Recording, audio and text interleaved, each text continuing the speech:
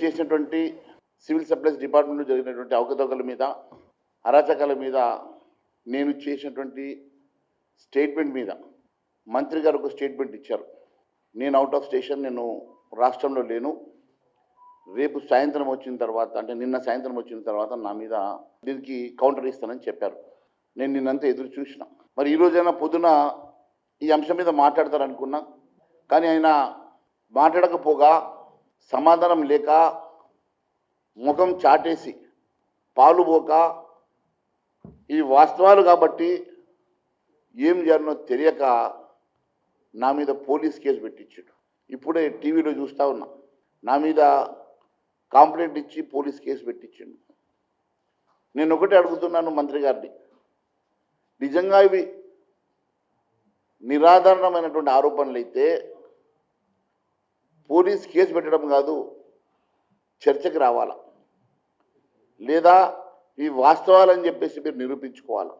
నేను పూర్తి వాస్తవాలతోటే మీ దగ్గరకు వస్తానని చెప్పి నేను చెప్పాను. పూర్తి వాస్తవాలతోటే నేను ఈరోజు మీ దగ్గరకు వచ్చాను.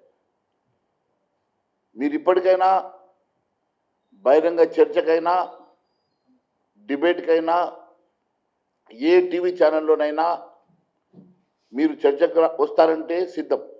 లేదు, ఏ రకంగానైతే మొన్న కాళేశ్వరం మీద ఒక జడ్జితో, సిట్టింగ్ జడ్జితోనో రిటైర్డ్ జడ్జితోనో మీరు ఒక కమిటీ వేశారో, ఆ రకంగా కమిటీ వేసినా నేను ఇది నిరూపిస్తాను.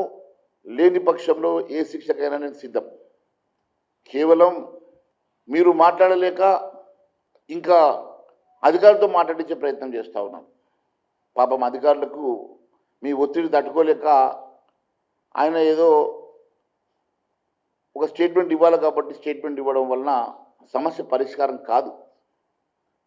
సమస్య పరిష్కారం కావాలంటే నేను ఇచ్చినటువంటి ఆధార్తో సహా చేసినటువంటి ఆరోపణలు మీరు ఏ రకంగా రెక్టిఫై చేస్తారు, ఏ రకంగా సివిల్ సప్లైస్లో ఉన్నటువంటి అవినీతిని, సివిల్ సప్లైస్లో ఉన్నటువంటి అవకతవకల్ని ఏ రకంగా మీరు సరిదిద్దుతారో చేయాల్సినటువంటి బాధ్యతాయుతమైనటువంటి పదవిలో ఉన్నటువంటి ఉత్తమ్ కుమార్ రెడ్డి గారు ఈరోజు దిగజారి పోలీస్ కంప్లైంట్లు పెట్టి, ఇప్పుడే జగ్గారెడ్డి గారితో కూడా ఒక స్టేట్మెంట్ ఇప్పించారు.